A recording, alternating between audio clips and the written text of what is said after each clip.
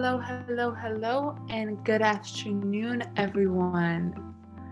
And welcome to today's webinar about the LSAT and kind of how to manage all this anxiety. How's everybody doing today? Is everyone having a good Sunday? There is a chat button at the bottom of the screen, and you guys can write in the chat. And I'll go ahead and do so as well. Hi, everyone. Make sure to change that to field from 2 panelists to 2 panelists and attendees. That way everybody can see what you guys are writing and we can have kind of like a nice conversation for the next hour, 2 hours, however long the webinar takes. Hi, everyone. It's great to see you all here. And so while people are still coming in, I'm just kind of curious, where is everybody from? Where is everybody joining us from this Sunday?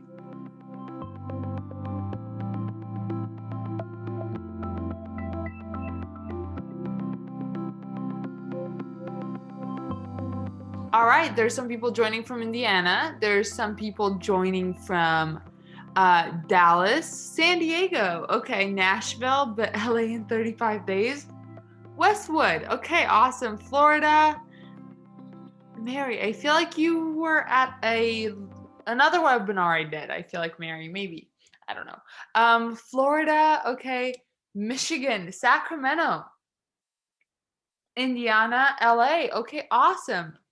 You were here earlier this week. Okay, I thought so. Sorry guys, I think there's like a piece of fuzz in my mouth. It was super weird. And I couldn't talk. Well, it's good to see everybody.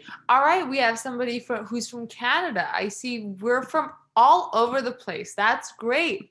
My name is Linette, and I am from Los Angeles, California right now. So for those of you that are in in Michigan or, you know, anywhere that's like Texas, I am so sorry for you guys. And hang in there, because that's gotta be cold. That's gotta be really, really cold. It's chilly here. Chilly. It's cold here. I'm complaining. It's like 60 degrees, and I'm like, I can't handle this. It's too cold for me.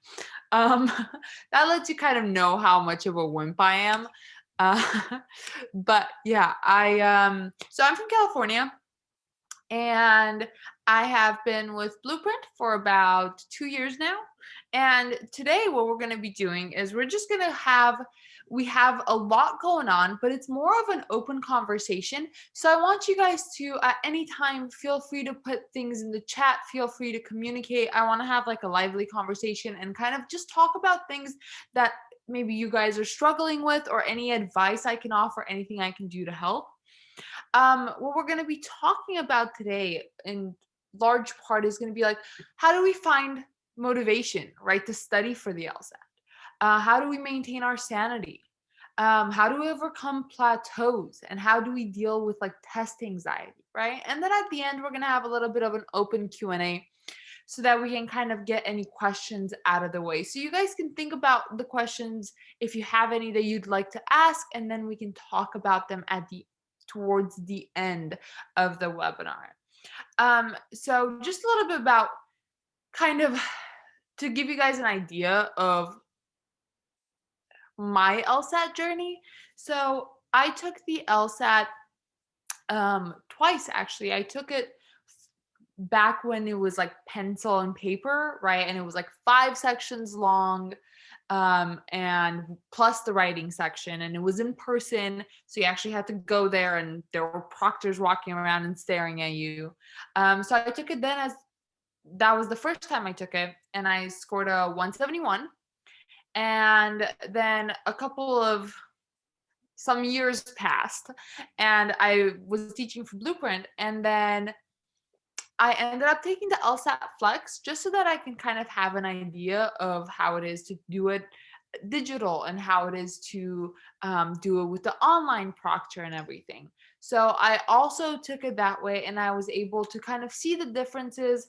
And so if you guys have any questions about the LSAT, how it was before versus how it is now, anything like that, I can answer any and all questions that you guys might have. All right. So with that being said, let's talk about motivation, right? Because that's a big thing when you're studying for the LSAT. I remember studying and just feeling like I don't want to do this anymore, right? I don't want to sit here for, I don't know, another 3 hours every day and just study the same material over and over and over again, right? It gets to a point where you're like, I just want to go out with my friends. I just want to go out and, I don't know, watch a TV show, even like not even go out, just stay in and relax and not think about the LSAT. But every time I started to have doubts, right, I kind of realized what was at stake. And even though like the next 3 months might be hell and might be very frustrating, um, that overall the reward, right? The 3 months of hell, but the reward you get out of it by getting a good LSAT score is so, so worth it, right? The LSAT is the single most important part of your law school application, right? It is the most important part. It's 50% more important than your GPA on average, right? A great score, like having a above median LSAT for your dream law schools, right? That can make up for a bad GPA. However, a bad score on the LSAT might, like, a good GPA, like a perfect GPA, might not make up for a bad LSAT score, right? So like your LSAT can make up for a bad GPA. Your GPA doesn't hold as much weight making up for a bad LSAT. Now, the LSAT score that you get and the law schools that you can get in, right, that's going to have a huge effect on your guys' career outlooks and kind of what your prospects will look like, right? Now, even a few points more can mean tens of thousands of dollars in scholarship money. And that's actually a big thing, because when I first got my first score, right, over 171, I got a sizable amount of scholarships. But then I retook the LSAT and I got a 175, and I wasn't even doing it with the thought of like getting a higher score. I just wanted to see how the new format was like. But that 4-point jump from a 171 to a 175 ended up making a huge difference in the types of scholarships and the money that I got from schools, right? So like this 3 weeks of 3 weeks, like 3 months of studying that you're going to be doing for the LSAT, and the dedication that you put in within those 3 months, even if those 3 months aren't exactly like the funnest of your life, or like you feel sometimes frustrated or it can be a little bit overwhelming, that can make up like the reward that you get from that in your career outlooks, and the schools you can get into, the debt that you won't have to get into, right? That more than offsets the grueling time spent studying for the LSAT. It can make a huge difference. I'm telling you guys this from experience. Like I didn't think it would. Like I didn't think it'd be that big of a difference, but like 4 LSAT points were just like night and day. So it's a very, very, very important test, right? For those of us that actually want to go to law school and want to become lawyers. Now, the good news is, because I know that sounded a little bit like ominous, but the good news is that the LSAT is learnable, you guys. Like a good prep course, good study habits are so important, all right? And you can take the test multiple times. You can 100% take the test multiple times. If you don't do so well the first time, you weren't scoring where you wanted, take it again, right? Schools care far more about your highest score than the number of times you took that exam. Now, let's talk about this first point, right? That the LSAT is learnable. I can tell you guys from experience that when I first took the LSAT, when I first sat down and I took the LSAT, I took my diagnostic, I remember going through like reading comprehension, and I was like, okay, I know how to read, sort of. Um, I can kind of get some of these answers at least. I remember going through logical reasoning, and I was like, okay, I can figure out some of these. I remember getting to logic games, and I legitimately took a nap. I was like looking at that first, like at my diagnostic exam, I was looking at that first game, and I was like, this isn't gonna happen. Like, I have no idea what to do here. I literally put my head down on my desk, and I like was doodling on the corner because I was like, I have no idea how to solve these games. Like, I didn't even try. It was just, I was like, I have no idea. And my diagnostic score was, I never thought, I'll tell you guys this honestly, I never thought I'd be able to get into anywhere close to what I ended up getting. Never thought I'd be able to get into the 170s because like it was just, it's a strange way to start thinking about the exam, right? It's not like a regular exam that we take that you can cram for. It's not like your biology midterm or like the SAT even, right? It's just a very different way of thinking. So when I first took my diagnostic, it was just very discouraging. And I was like, there's no way I'm going to be able to go to law school. There's no way I'm going to be able to do all this. But the thing is that the LSAT is learnable. I know a lot of people like are like, oh, you know, I might not be able to do it. It's 100. If I can do it, anybody can do it. Like I can 100% guarantee this to you guys. It's one of those things that you just need to be dedicated. You need to be motivated, and you need to have this don't give up mentality, right? And you have to remember that the LSAT is a marathon. I know that sounds, but it's not something that you can learn in like a day. It's not something that you can learn in 2 days. It's not something that you can learn a week, 2 weeks, 3 weeks. It takes time. The LSAT is a skill. It's a way of thinking, right? It's like learning a new language. It's gonna take some time. It's not gonna happen overnight, right? There's all the different nuances, all the different ways of thinking, all the different way to approach it, right? So you have to spend that time. You have to put in the time in order to see the results. Okay, now let's talk a little bit about, all right, I'm motivated. I'm gonna start studying, but how do I kind of maintain my sanity? How do I not lose my mind while studying? Because it can sometimes seem like there's a lot of things kind of going on. Now, a big thing is burnout, right? Because, for example, if you guys are wanting to take, where are we right now? Right now it's the February exam, right? Let's say that you're like just now starting to study, like today's your first day. Let's put it that way. Today's your first day and you're just now starting to study, and you're like, okay, I want to take the April exam, right? The April exam is like April 10th, which gives you like a month and 2 weeks, right? And let's say you also have like a full-time job or something, and then you're trying to study for the LSAT and you're trying to do a lot in very little time. You will burn out.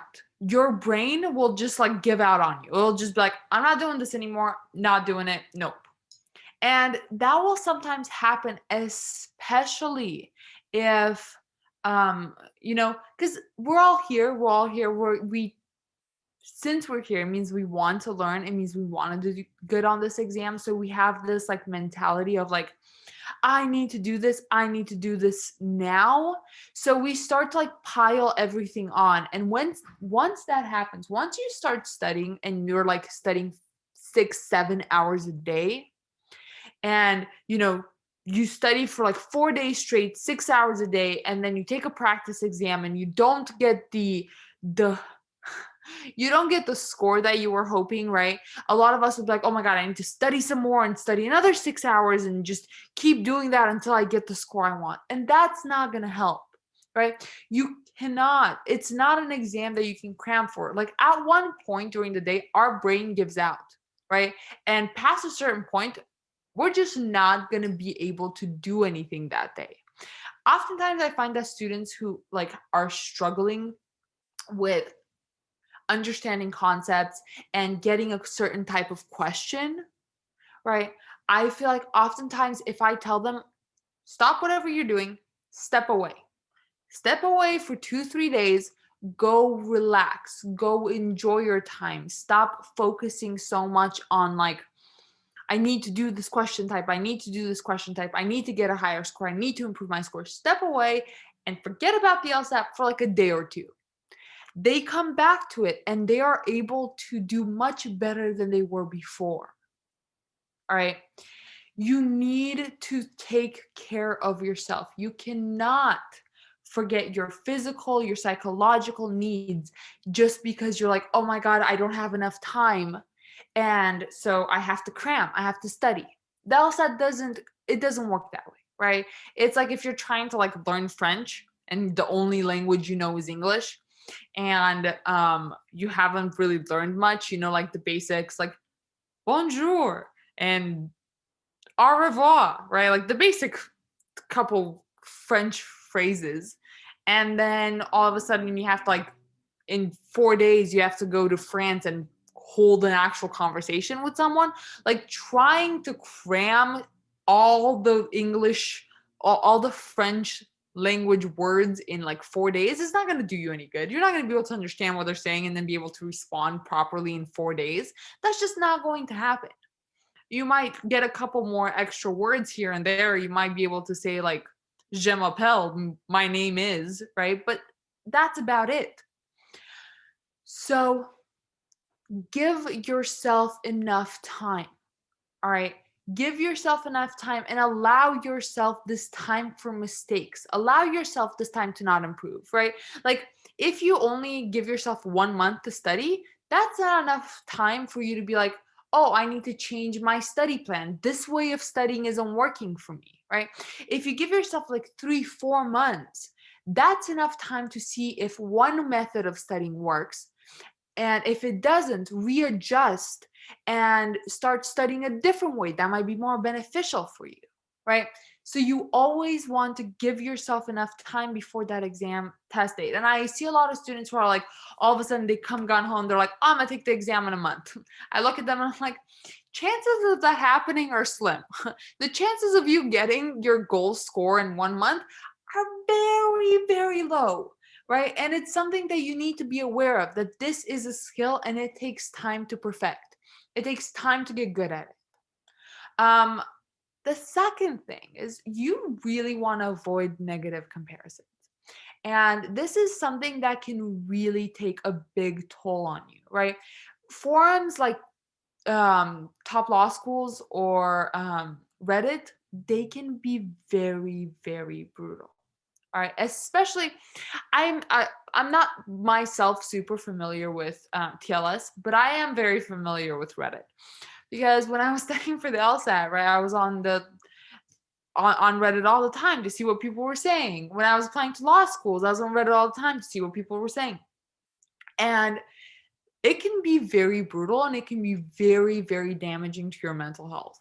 Like it can cause you anxiety. Like I used to get so much anxiety from looking at Reddit and from just reading other people and reading other people's success stories.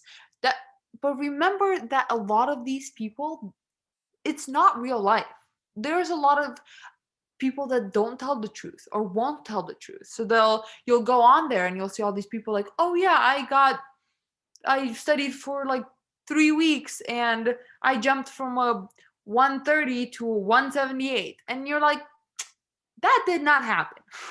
Like, I have been an LSAT instructor for several years now, and let me tell you, none of that is true. Okay, the chances of that happening are very slim, but on Reddit, it just pops up. And also remember, the Reddit is a very small part of the population. Okay, that the people who go on these forums, they're very type A personalities. They want to go on these forums because they're constantly thinking about this, they're constantly worried about this. That doesn't mean that it's something that's representative of the population as a whole, or that everybody falls into those categories, right? So try to avoid these negative comparisons. They can cause you so much anxiety. You will lose sleep, and it can just be very detrimental to your studying. Because the big thing about LSAT studying is hope, right? That's a big thing. No, having hope that you can improve, having hope that it will eventually start to click. Right, having hope that you're not alone in all this. That's the whole point of this. And if you don't have that hope, if that kind of gets diminished and it goes away, it's gonna be really, really tough to be able to concentrate and to be able to focus on the LSAT and on actually improving your score. Now, I do want to talk about plateaus, right? Because I'm kind of curious here, and you guys put it in the chat. Out of all of us that are here, how many of us are actually studying for the LSAT now?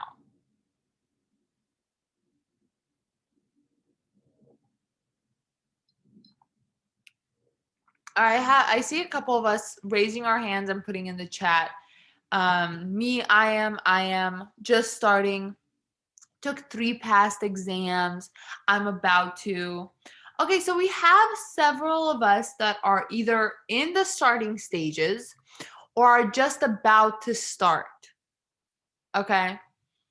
And so for those of you that are just like starting, just about to start, this is like a good introduction. This is a good thing to kind of let you know what to expect, to let you know kind of what to look out for and what you need, the mentality that you need to go into studying with, right? Because if you don't have the proper mentality, the LSAT can kind of really bring you down. All right. So now let's kind of talk about plateaus because they will happen. So when I say plateaus, let's say you've been studying for a couple weeks, right? Let's say that your starting point was a 140, right? And then let's say you've been studying for a couple weeks, you've been really just kind of getting down to like what the LSAT is all about, kind of how to approach the different strategies. And let's say you take your second practice exam, right? And your first one was a 140 and the second one is a 141. And you're like, I've been studying for 3 weeks, but I haven't improved. Right? Or let's say that it's a little bit different and you've been studying for a while and you've improved, but now you've reached like 150 and you cannot seem to break that threshold, right? You cannot seem to go past 150. LSAT studying is not, it's never going to be you start at 140, then you go to 141, then to 145, then to 148, then to 150, then to 160, then to 170. Right? That's not going to happen. I can tell you this from experience. I can tell you as somebody who was in your shoes not too long ago. That's not the case. And when that happens, that can be very, very, well, discouraging, right? Because you're like, I've been studying and I don't seem to improve, right? I've been studying and I can't seem to get past this line. And what you need to remember is that progress on the LSAT is never going to be an upward line, right? Sometimes your scores are going to stay the same. Sometimes they're going to drop, right? I would say that the biggest thing here is, all right, especially, so let's talk about that first instance, right? Because there's 2 instances that we talked about when it comes to plateaus. Is like that first, you've just started studying for the LSAT, you took your diagnostic, it was a 140, and you've been studying for 3 weeks, and then you take your second practice exam, it's only a 141. Or you even dropped, you went to like a 138. When you're studying in the beginning, you're learning a whole bunch of new material. You're learning new ways of thinking. You're learning new ways to approach question. You have all of these new thoughts, all of these new concepts bouncing around in your brain. There's a whole lot to take into account, right? So then when you take your second practice exam, you shouldn't be worried about the score, right? You shouldn't look at your score from that first practice exam of a 140 to that second practice exam of 141 or 138 or whatever it may be. Don't look at the score overall. Look at your accuracy, right? And on your second practice exam, don't worry about finishing the entire exam. Don't worry about getting through, because that's the big thing. The big thing is timing, right? Everybody's like freaks out about timing, and everybody's like, I gotta finish this exam, I gotta go through. When you're first starting, that shouldn't be your focus. Your focus should never be timing. Your focus should be accuracy, right? So on that second practice exam, focus on the questions that you're doing. Can I do those questions, do them correctly? Can I get those questions right? So on that second practice exam, don't worry about like, I need to get a higher score. You don't. What you need to do is you need to focus on the accuracy. Can I improve my accuracy on the questions that I am trying? Because let's say on the first exam you did like, you tried 20 questions and you got 3 right. If on the second exam you only try 10 questions, but you get 8 out of 10 right, even though, right, you did less, and so your score will be less, but if that accuracy improved on the questions you actually tried, that is the goal here, right? So for those of you that are just starting, don't expect to see a lot of improvement super fast. I want you, especially like on a score overall, focus on the concepts, focus on building that strong foundation, focus on making sure that you understand, okay, do I understand how to approach each question? Do I know what I'm looking for? Do I know the basics? Do I know, is my mind thinking about this the right way? Right? That's your big thing. That's what you want to worry about. And after a while, everything will kind of start to fall into place, right? I said this is like learning a skill, right? It's like learning to surf, let's say, right? You're not just going to go out there, learn to surf, catch a wave, and just ride it from here to kingdom come. That's just not going to happen, right? What is going to happen is that you're going to have to learn the technique first. You're going to have to, like, there's going to be an instructor or someone talking at you and be like, okay, this is how you get on the board. This is the front of the board. This is the back of the board, right? This is your method about hopping up on the board, how you get up, how you stand up, how to approach a wave, right? There's all these different technical things. And in the beginning, when you're learning them all, it's going to feel overwhelming, right? And it's going to be like, oh, I don't even know. And then when you're going to start to try and get up on the board and try to catch a wave, all of these thoughts are going to be bouncing around in your head. Oh, I need to do this. I need to do this. I need to do this. And because you're focused on doing all these things, sometimes you're just going to fall face first. And that's fine. It's all part of the learning process. You just need to come in with a certain type of expectation and know kind of, okay, this is what's going to happen. And it's okay, right? It's okay that I'm going to fall flat on my face on these waves. But with time, those things will start to kind of become second nature. You won't have to think about how do I get up on the board. You won't have to think about like which side is the front, which side is the back. You won't have to think about like how do I know when to catch a wave. After a while, after you're doing this and after it becomes part of your routine, part of your habit, you won't think about these things. You'll just do them, right? And once you start to just be able to do it and get up on the board all by yourself, then you can start to worry about perfecting the waves. You can start to worry about like, okay, what is my form looking like? Can I ride this wave for longer, right? Where that's the same thing with the LSAT, right? In the beginning, when you're getting all this new information, everything will be jumbled and you'll just be like, there's too much to keep track of, and you'll be a little bit slower, right? You won't take the exam as fast because you have to keep track of all these new things. What is the question asking me to do? What is the stimulus telling me? Which answer choices are correct? What should I be looking out for in the answer choices, right? So that's kind of what's happening in the beginning, right? So I don't want you guys to worry, okay, I've just started studying, but my score has not improved in the first 3 weeks. That's fine. Did your accuracy improve? Did your knowledge about what you need to look out for improve? So that is in the beginning. Now let's talk about when you have been studying for a while. Let's say you've been studying for a month, you've been studying for 2 months, And you have improved from your first one, but you seem to have reached that threshold, right? And I remember being at that threshold because for the longest time I couldn't break 168.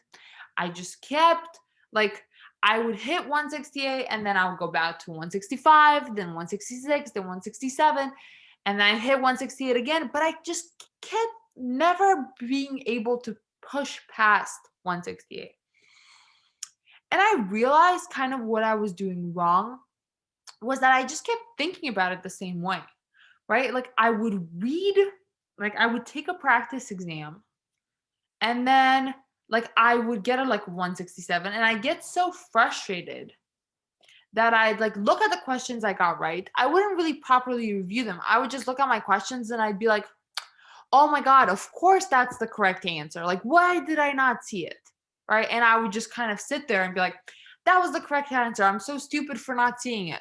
And then I move on to the next question. I'd be like, oh my gosh, of course C is the correct answer. How did I pick A? Like, it's so obvious it's C. And then I move on to the next question. I'm like, and then the entirety, the only thing I would get from that exam was that like, I just didn't pay attention. And that's not the case, right?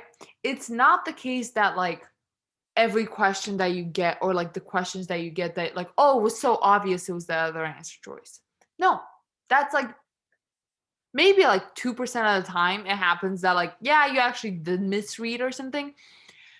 But that is not the proper way of reviewing your practice exam. What I learned is that I understood more and I improved more by reviewing my incorrect answer choices and by reviewing the questions I got wrong than by looking at the questions I got right.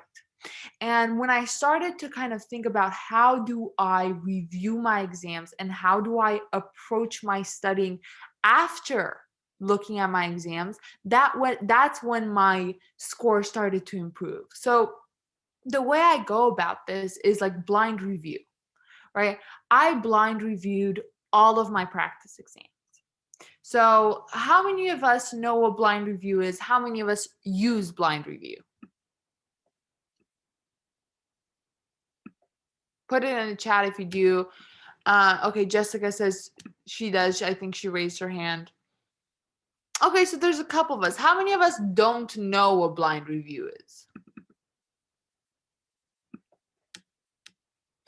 Okay, there we go. What is blind review? There's a couple of us that are like, I have no idea what blind review is. So let's talk a little bit about that, right? Because the whole thing about reviewing a practice exam, the whole thing about us like going through a blind review is so we can identify the areas where we are weak and identify how we can improve in those specific areas, right? So the steps you kind of want to approach is you want to take your practice exam like normal. Take it as normal and then look at your practice exam and see the questions that you got wrong. What you want to do then is you want to print out an extra copy of your exam that doesn't have your answers on it. And you want to just circle the questions that you got wrong, right? Untimed, you want to redo those questions that you missed, right? Untimed, without the time pressure, you just want to sit there and be like, okay, the questions I missed, let's say I missed like in one section 10 questions and they were like let's say you miss 1 through 10, right? You circle all of those. Untimed, you're going to redo those questions. Then once you're done, you're going to want to note which questions we got right the second times and which question we got wrong yet again that second time. For the questions that we got right, you want to think about what error did you make the first time and how did I correct it that second time, right? Oftentimes, sometimes we might be getting questions wrong because of that timing pressure, right? The clock is ticking down and we're just like panicking. We're like, it's E, right? Without carefully going through the steps that we have learned in our prep, right?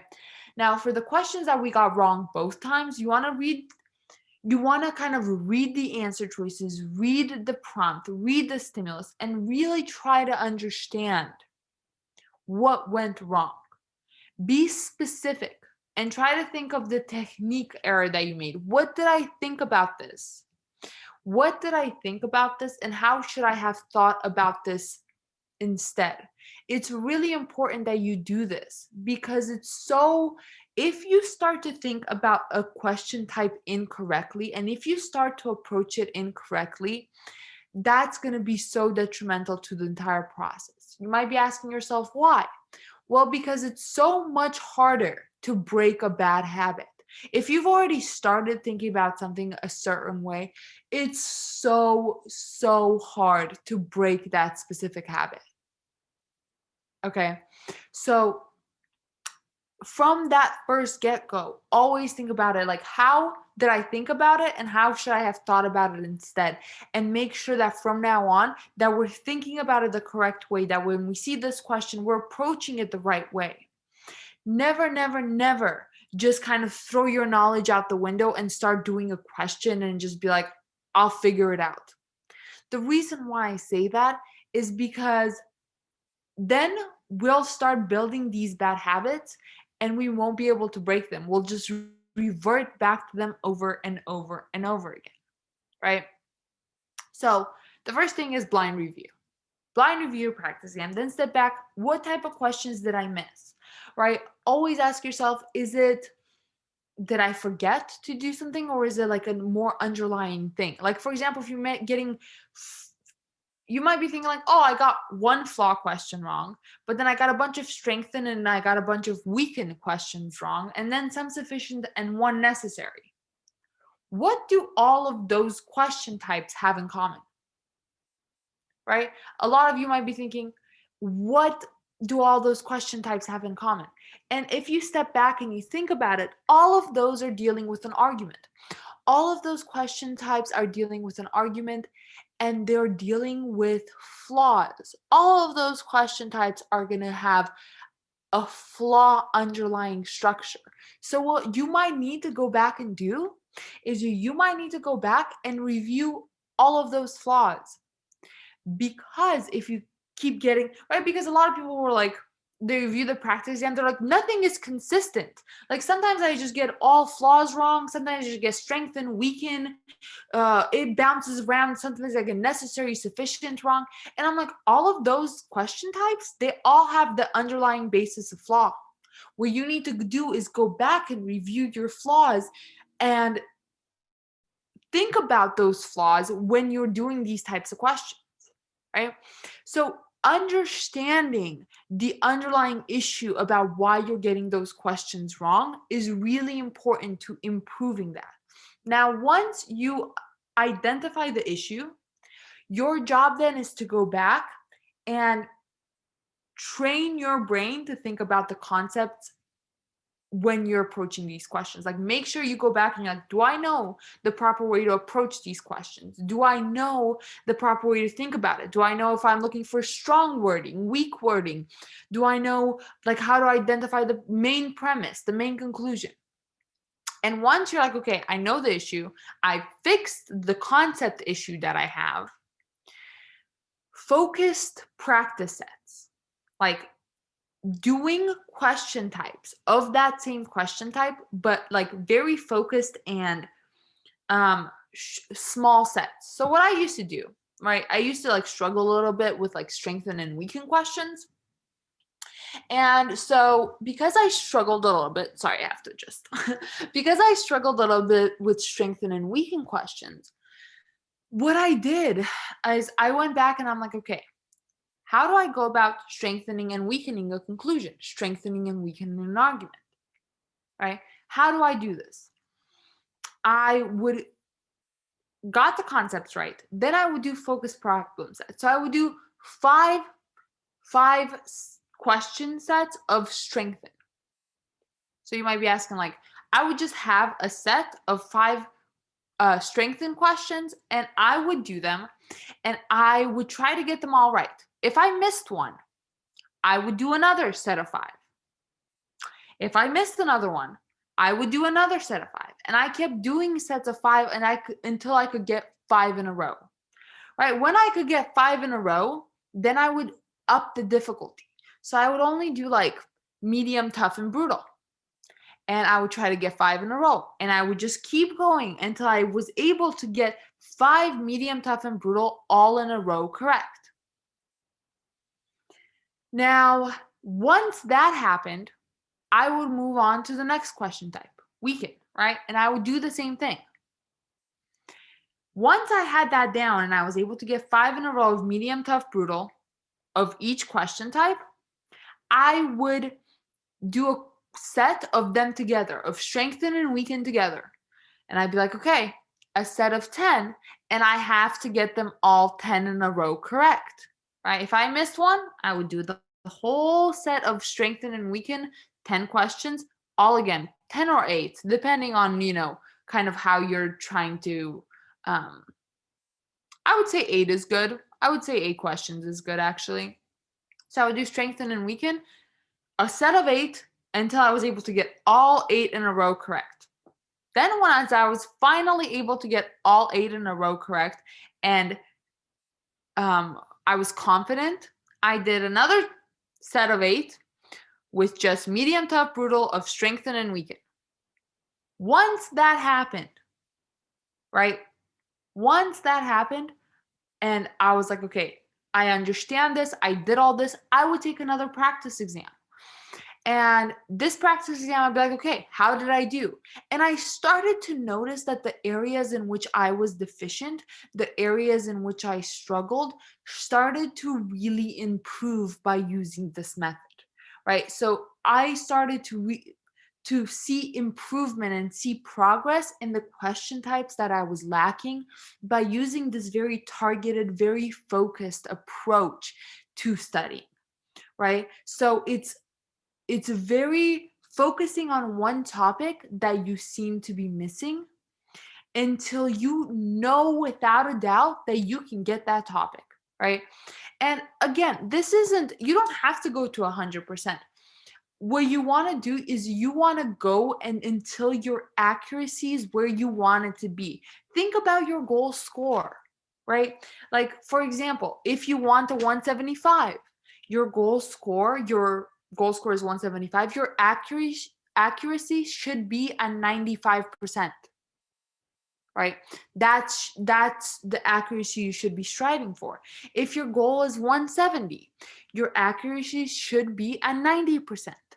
If your goal is a 165, your accuracy should be somewhere around about 82%. If your goal score is 160, right, you're aiming for a 75% accuracy. If your goal score is 155, you're aiming for 65% accuracy, right? And that's kind of make sure that you adjust your studying and that you adjust your goals based on what your goal score is.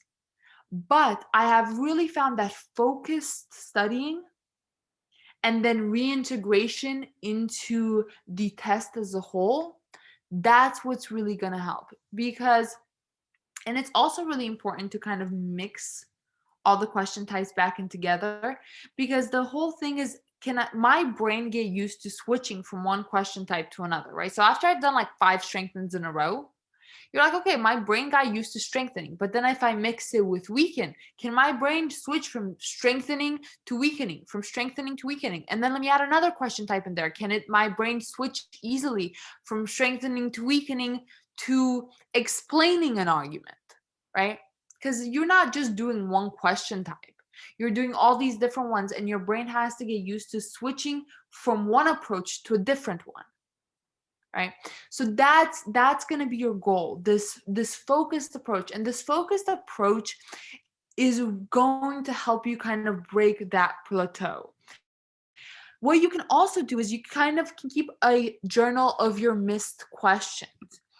And once you kind of realizing the type of questions that you're missing, that's also going to really help, right? Like, I keep missing main point. I keep missing role questions. That means you're having a hard time understanding like the author's attitude or understanding what the author's trying to get across to you, right? Evaluating that and making sure that you understand the underlying reason is really, really important to overcoming plateaus. Also, reevaluating your strategy, that's that's a huge thing, because that means like, hey, not everybody learns the same way. We all think about things differently. We all learn things differently. So just because one strategy works for one person does not mean it has to work for you. So if you've tried it one way, right, and it doesn't seem to work, that's fine. Just switch it up. Try doing it different. Try a different strategy instead of doing like, I don't know, just um right, if let's say your studying strategy is like, I'm going to study in the morning with coffee, and with a fresh brain. Some people just don't study well that way. Try studying at night. Try studying like in the afternoon. Try switching things around. Maybe you don't study well in I don't know, with coffee. Maybe you need like something different. Maybe you need some music in the background. Right? Always just reevaluate. Don't stick to the same thing if you see that it's not working. Any questions so far? I feel like I've been talking a solid amount of time without like answering your guys' questions or seeing how you guys are doing. How are we feeling? Put it in the chat. Let me know how does that make sense to everybody about kind of how to approach your studying strategy and how to approach these plateaus? Wendy's saying yes. Janice is saying yes. Mila, okay. Good. Any questions so far? No? Are we doing okay? All right, perfect. So with that being said, all right, and I want you guys to think about your questions because in just a little bit, we're going to have like an open Q&A, and I'd be more than happy to answer any and all questions that you guys have. But I do know that a lot of us have test anxiety, right? A lot of us are like, we do really well when we're doing the homework and when we're doing the practice, and then all of a sudden, like it's test time, and we just like panic. We panic, and we're very much aware of the fact that there's a timer, and we're very much aware of the fact that like this is graded, and we're very much aware of the fact that like all of this is happening, and we start to freak out. The best way to reduce test anxiety is to prepare well, right? And this is just kind of going back to like school. How many of us were in college and like when we knew that we did not study for exam, we knew that we didn't study for our biology exam, we went in there and we're like, oh my gosh, I'm gonna panic. And then just like panic answer all the answers because we didn't know what in the world we were doing. That was me. Speaking from experience, biology was not my strong suit. Hence, I'm doing law. But that kind of tends to happen, right? When we're not like super confident in ourselves, we're not well prepared, that anxiety tends to kind of seep in a little bit more during the test. However, how many times have you guys like just were super confident of yourself or super confident in the material? You went into the exam and you killed it because you had that confidence, you knew what you were doing, and it didn't matter that it was an exam. You were just going in there, you're like, okay, I know that this is 2 + 2. That's 4 every single time. I'm confident of my answer, right? That's a big thing, right? If you prepare well, and if you are confident in your knowledge before you go into the exam, that's going to help with the test anxiety. However, if you get into your head, even the day before, right? If you get into your head, if you start thinking about all the things that could go wrong, and you get into your head and you're like, wait, actually, maybe I didn't study this. Maybe I don't know this. Maybe I forgot this, right? That's kind of how when test anxiety starts to creep in. Right. Now, you want to stay positive. You want to think about like, okay, look at all of the work I've put in. Look at all the time I've used to prep. Look at my last practice exam scores, right? I did really well. I've reached my target accuracy. I'm not taking this exam until I'm at the accuracy that I want to be for my goal score, right? All of that, preparing well and knowing that you've spent the time, you've taken the time to properly prepare, that's really going to help. Also use it to your advantage. How many of us, when we have anxiety, we're just like, we're a little bit more focused, or we're a little bit more, yes, we're anxious, but at least our brain is like operating on a whole new level. We're just like, oh my gosh, what is happening, right? And this is another thing. When you're practicing or when you're studying, don't shy away from things that stress you out. When I was studying for my LSAT the first time, and I would study at a coffee shop. I went and I studied at a coffee shop, at a hustling, bustling coffee shop, right? And I would study without earplugs, just kind of with people going, coming in, having conversations, drinking their coffee, being loud. Because my thought process was, if I can focus here, if I can figure this LSAT stuff out here in this coffee shop where there's so much going on, then when I'm taking the actual exam and it's quiet, I'm going to do so much better. When I'm taking the actual exam and I hear somebody cough, or I hear somebody like tap their pencil or sigh, or I don't know, whatever it is that they're doing, the proctor's crunching on chips, right? It's not going to distract me because I've studied in way worse conditions, right? So I always prepped. I did all of my test studying, all of my studying for the LSAT in loud environments. So then that way, after a while, I learned to like tune everything out, and things wouldn't distract me. They wouldn't give me anxiety. Things wouldn't stress me out. And I found that that really helped me on exam day, because when I studied originally and I studied like in quiet environments, I studied at home and nobody was allowed to like even go outside my door. The gardeners were not allowed to come when I was studying because they couldn't distract me, right? When all of that happened, and when I was like thinking about it in that way, when I would actually try to take an exam and there was noise, I would get thrown off my groove. Like I'd just be like, I just lost 2 minutes because I couldn't focus anymore because my parents were shushing outside the door, right? And stuff like that is really, really can be detrimental. So if you can somehow have some sort of stressors when you are studying, right? Put yourself in a position where it's not super quiet all the time, and kind of get used to that.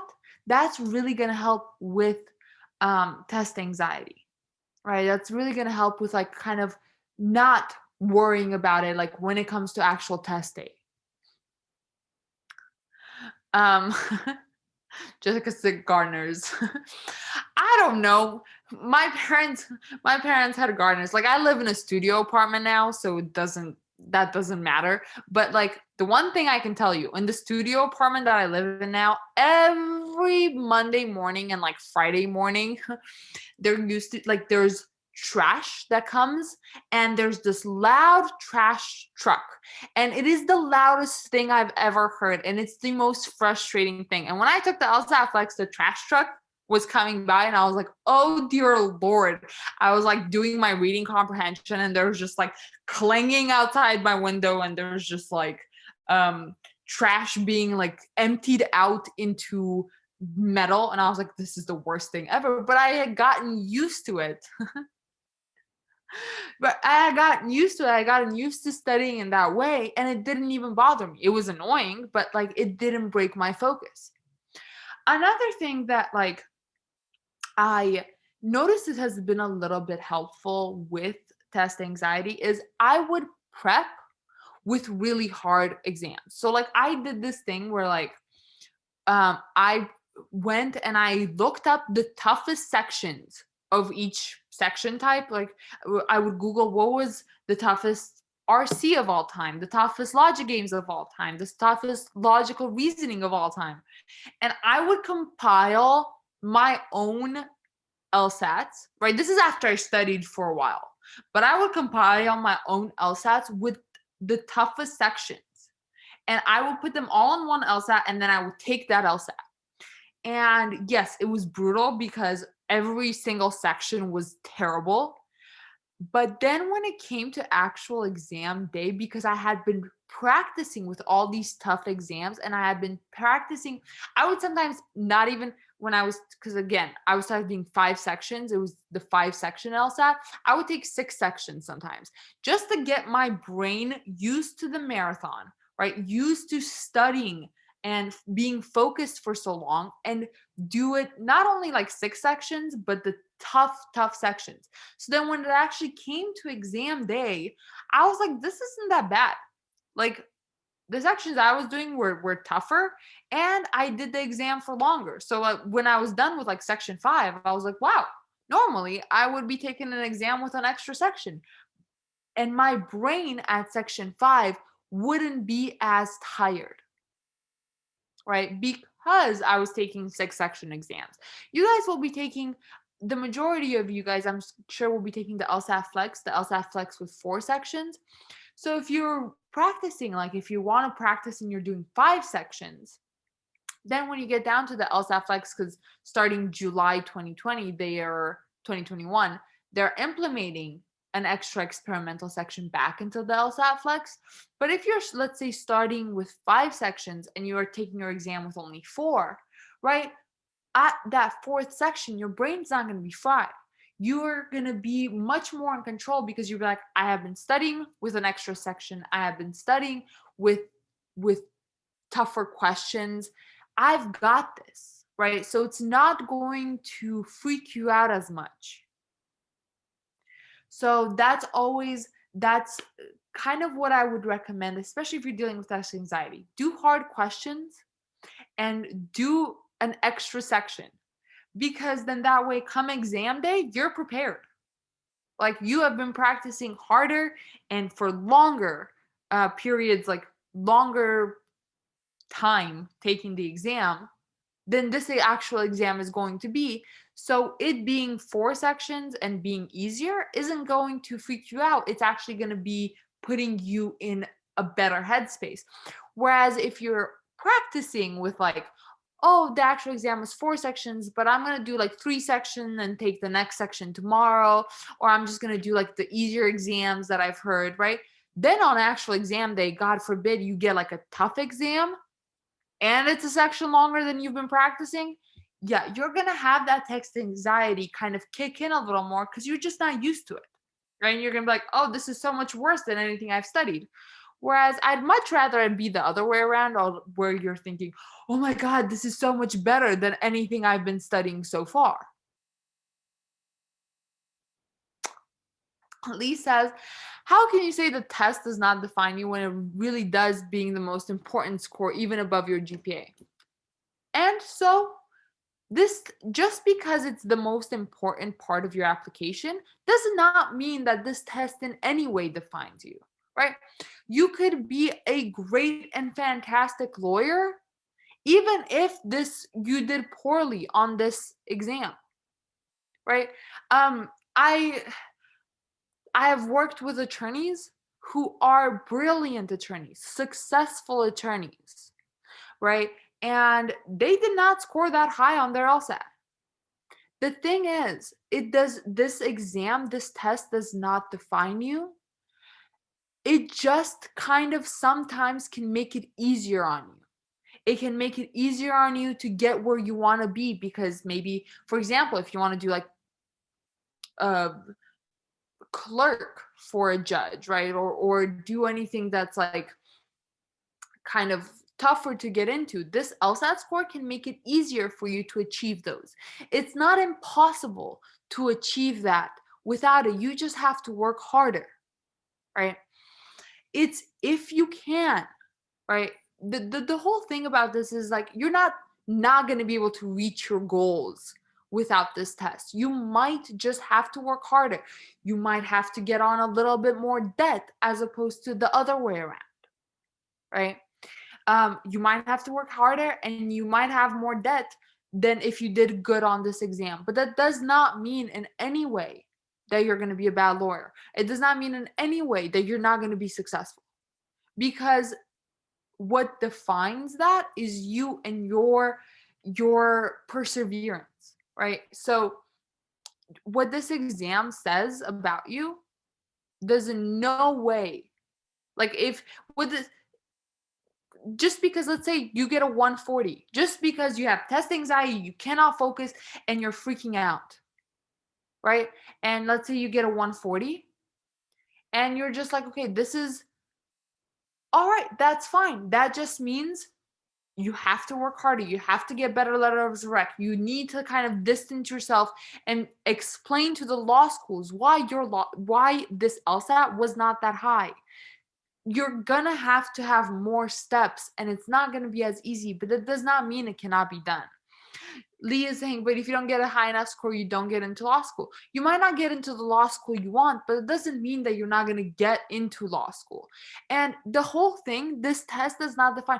If you take it and you do bad once, what is to stop you from taking it again and studying more and just being more focused and more determined in your approach?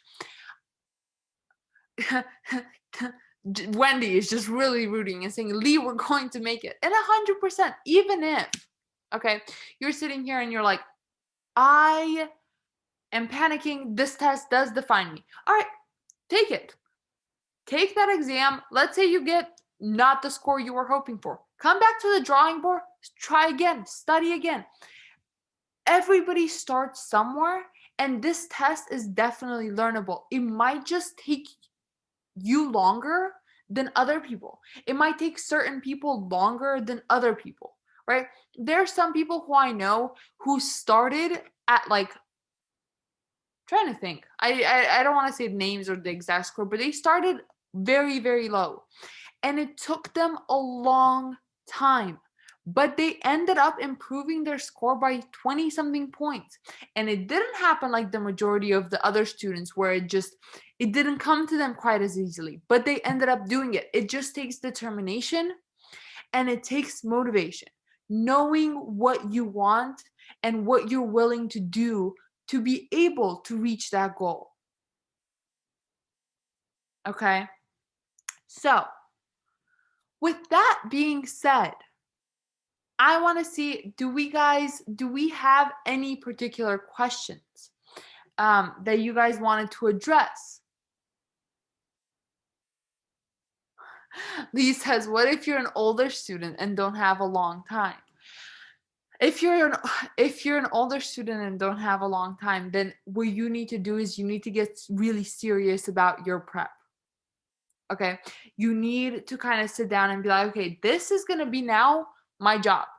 And set everything aside. If this is what you want to do, if you want to go to law school, you need to take it seriously and you need to be like, okay, I have to dedicate my full time to studying this, to understanding this, right? And it's all about building that foundation. Because the LSAT, if you have that strong foundation, it's gonna be easier. We all know that it's sometimes harder to learn something when you're like, and we always say, like, for example, it can take somebody 2 years to learn a new language, where it can take somebody else 6 months. That doesn't mean that the other person that's going to take them 2 years isn't going to be able to learn them or isn't going to be able to learn it. It's just going to take a little slower and it's going to take more dedication than for other people. Yeah, and what Jessica says here, she's like, I'm in my 40s. I just focus less on the age and more on kicking butt daily. I use the age to my advantage with killer's letter of recs. And that's the other thing, right? When you are more like, when you're in your 30s or your 40s, you have life experience. And law schools value that. Law schools value life experience and value what you know and what you can bring to a classroom discussion more than, like, I don't know, some fresh-faced kid who like just was able to take an exam and do well and has no idea about the real world and has no idea about this. Your life experience, your work experience, all of that matters, and you can kind of use it to your advantage.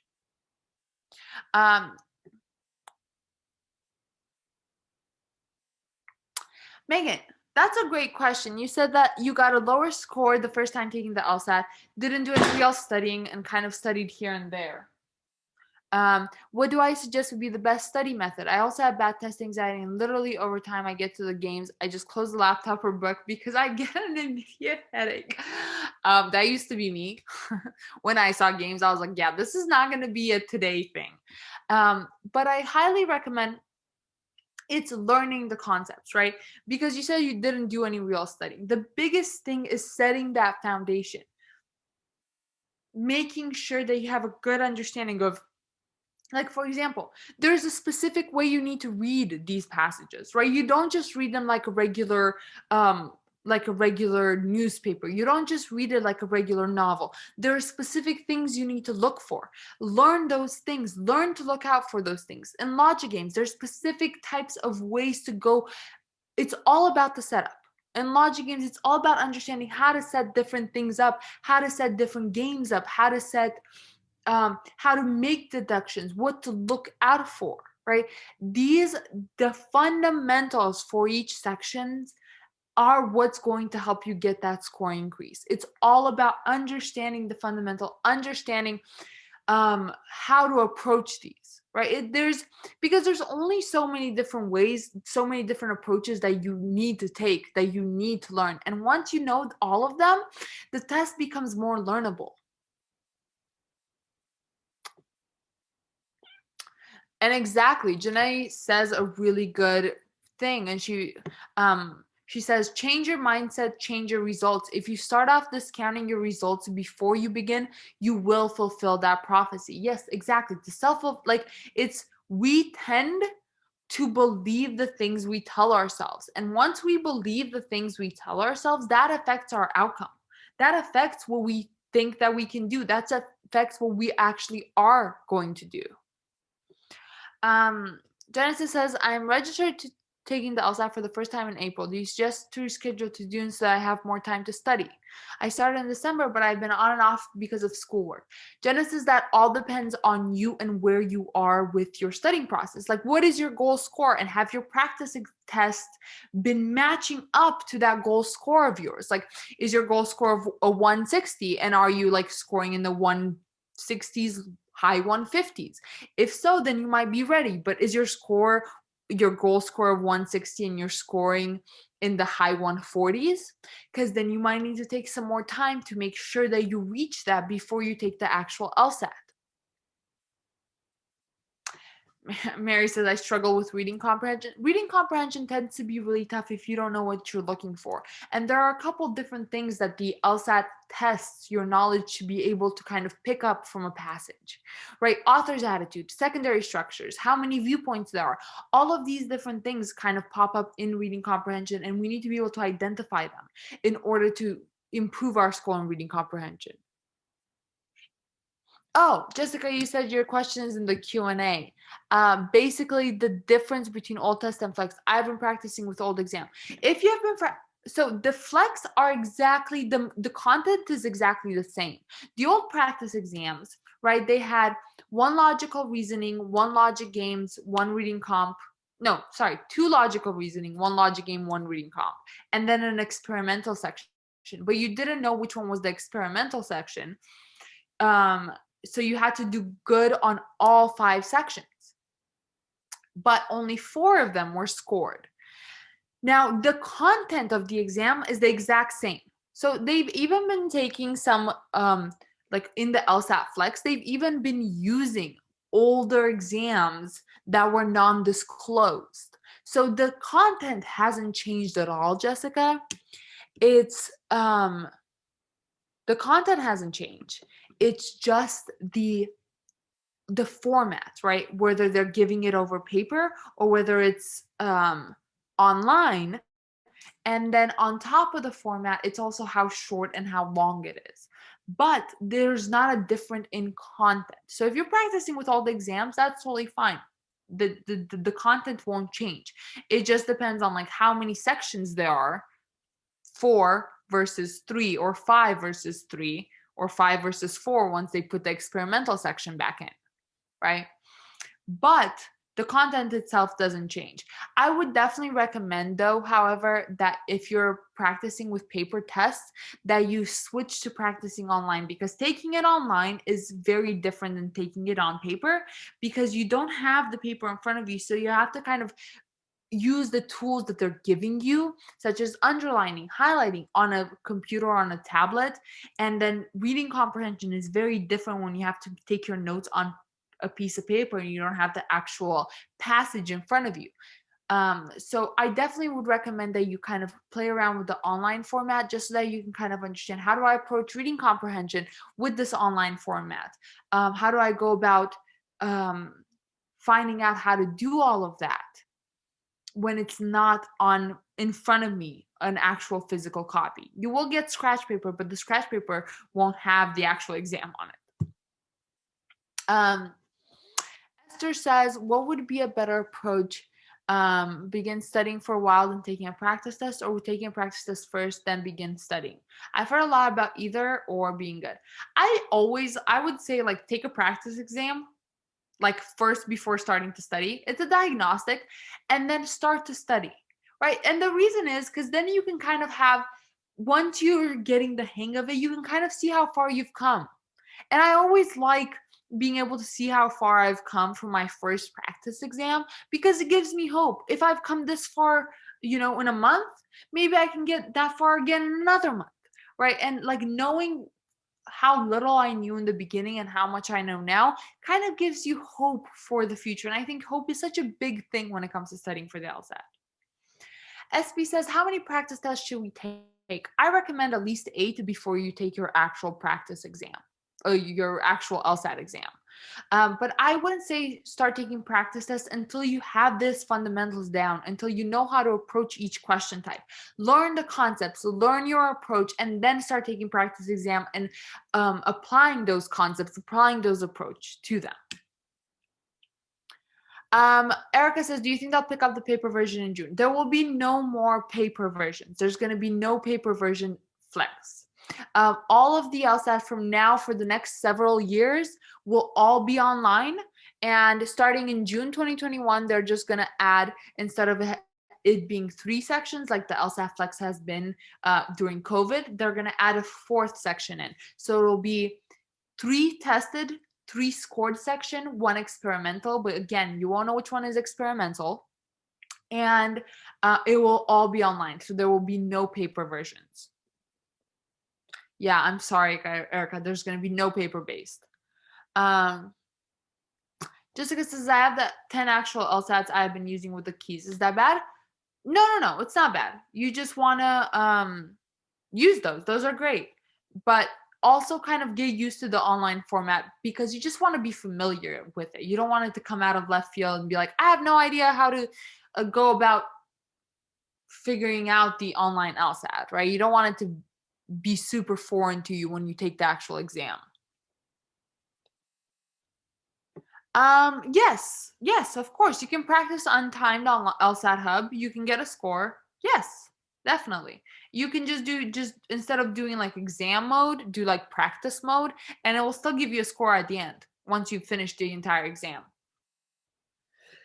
Yes, so blueprint courses, which we're going to talk about in just a little bit. Blueprint courses help, and I'll talk about like blueprint in just a little bit, Jessica, so I will answer that question. I'll tell you guys about what I think about blueprint, because I actually used blueprint when I was studying. I didn't take a course because, like, I didn't take a live instructor course, though I wish if I had had the means I would have, but I couldn't afford it at the time. So I was using their live online self-paced program.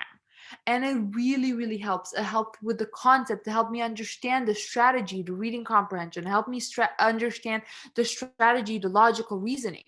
The awesome thing about this, and I'll actually go into depth into this in just a second.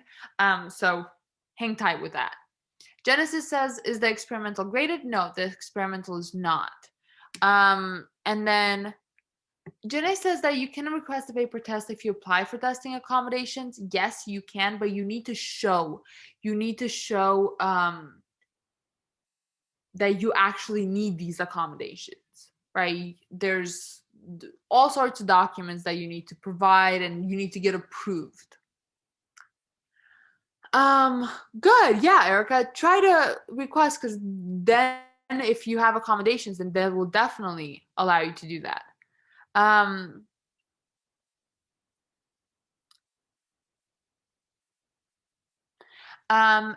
Alina says, how much time should you give yourself between tests? My current blueprint schedule has me set take an April, but I have to take again in June. No, April and June are pretty far apart if you have enough time to study between those exams. Yeah, they're far enough apart that you are able to improve on your concept, that you're able to improve on your score. Depending on, because that gives you about a month and a half, I would say, because it's in the beginning of April, the LSAT. So you would have like the rest of April, you have all of May, and then the beginning of June. So that's like a good 2 months to actually study. And yes, Valerie, you can practice with your accommodation. I think there's a setting there that you can do. If I'm scoring in 120s and my test is in April, seems I should wait if I don't increase by sometime in March. Definitely. Yes, Valerie, postpone it. If you are not able to increase by sometime, if you don't see that increase, if you don't see that steady rise, I would definitely say postpone until you're at that accuracy that you want to be at.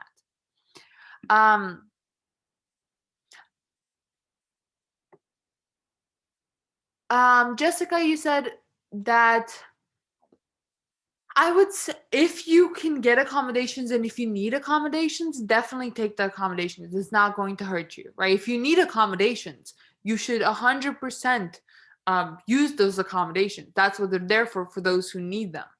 So if you're like, I need accommodations, use them, right? You wanna that way. It's definitely not going to hurt you. So if you're like, I need accommodations, this is kind of how I need, definitely use them. Cassie just said, I want to take the exam in August. When should I start studying? There's no time like the present. There is no time like the present. Now is a great time, as great a time as any. With that being said, let's talk a little bit about, you guys might be asking why Blueprint.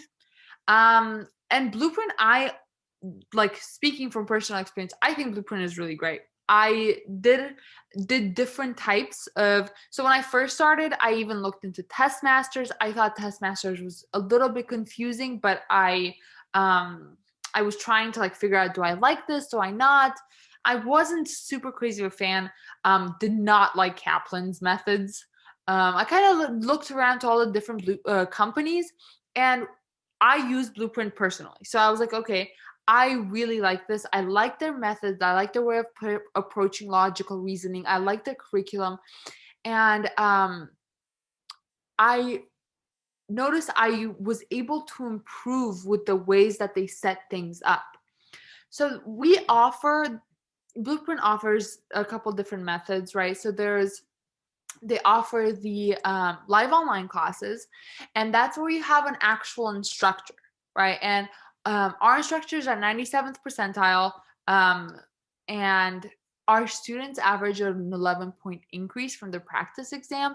The awesome thing about like having an instructor is that you have somebody there who actually has been through this, who has taken this exam, has scored high, and is able to give you like their actual real advice on how to approach a question, how they think about it, how you should think about it.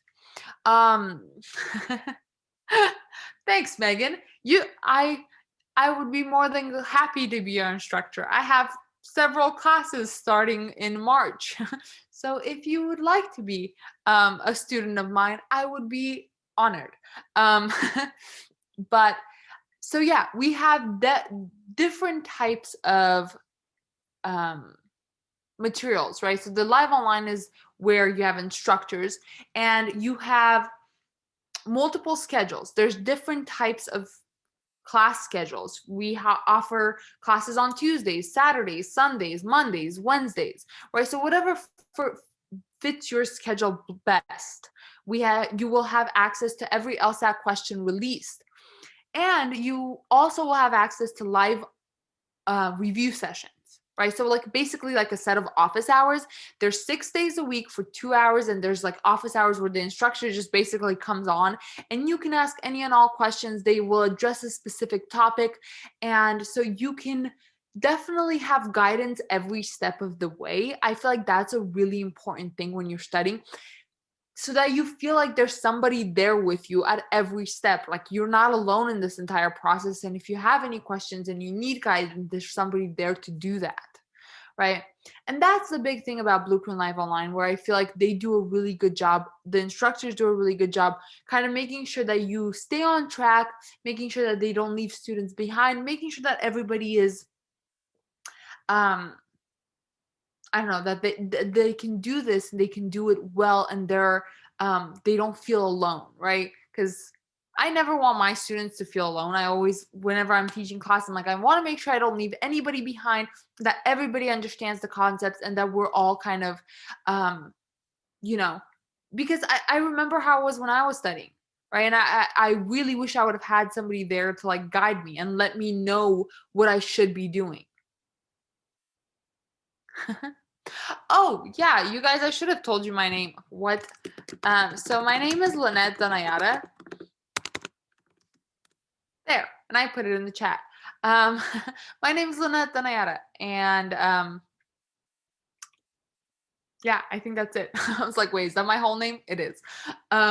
Okay, so that's Blueprint Live Online, right? Then you also have the option of Blueprint Online Anytime, and that is the self-paced one where you have pre-recorded videos where you don't have a live instructor, but you have pre-recorded videos for flexibility, right? And you decide when and where you prep.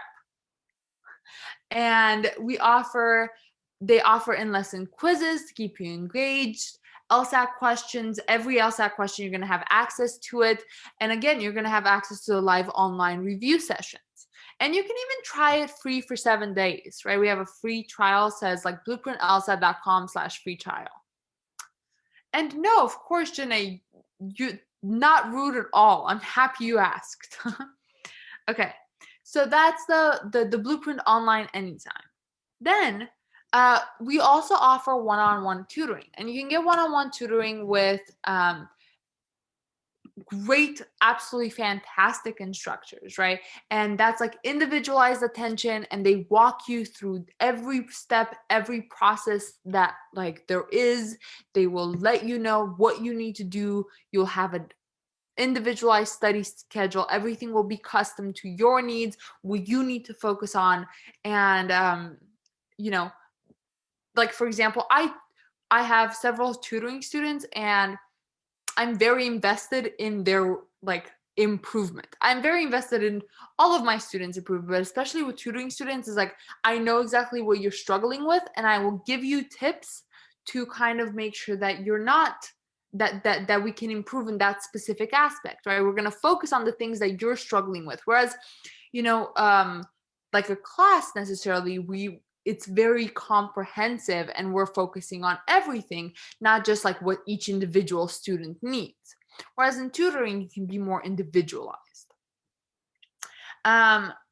There's also the LSAT Practice Prep Bundle, and this is, you have the Law School Compass. You're going to have detailed analytics and score reports.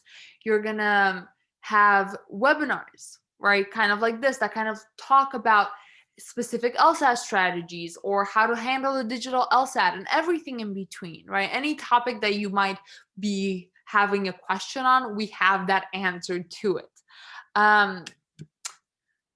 So that's kind of what's going on, and that's the different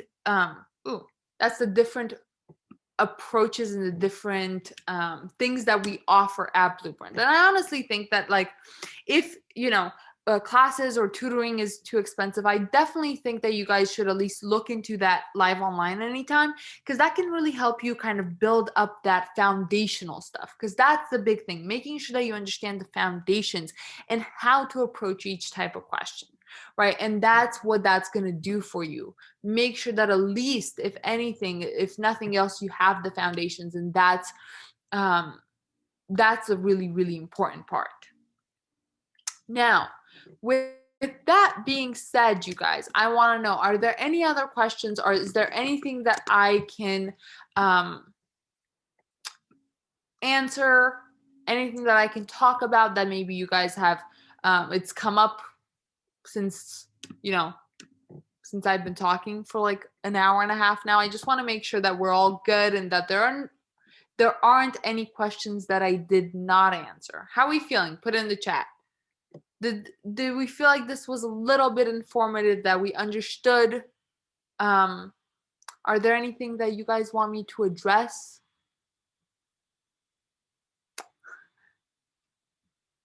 Okay, good. So, also, guys, I just want to kind of talk to you and let you know that there is a promotion that Blueprint is doing right now, where you can get $250 off LSAT live enrollment starting Monday, February 22. So starting tomorrow, there's $250 off that you guys can get on Blueprint's website for a Blueprint Live online class. All right. Thank you guys. You guys are so sweet. Jessica, I'm not sure about the Devon Legal Eagle, but if you like on their website, there's like the student success team where you can just like kind of chat with a real person and they'll let you know. I'm not 100% sure about the Devon Legal Eagle. All right, good.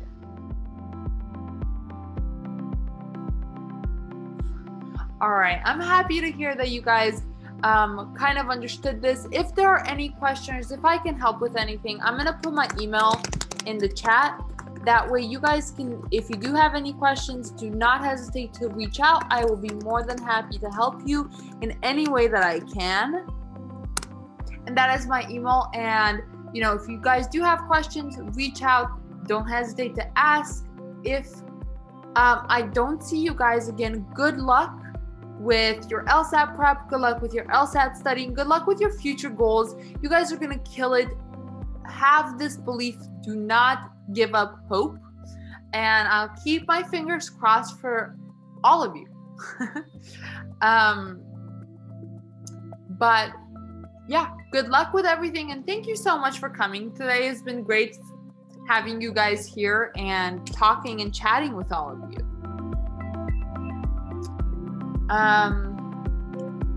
But yeah, go off and enjoy your Sundays. If there are questions, I'll stick around for a couple more minutes to answer those.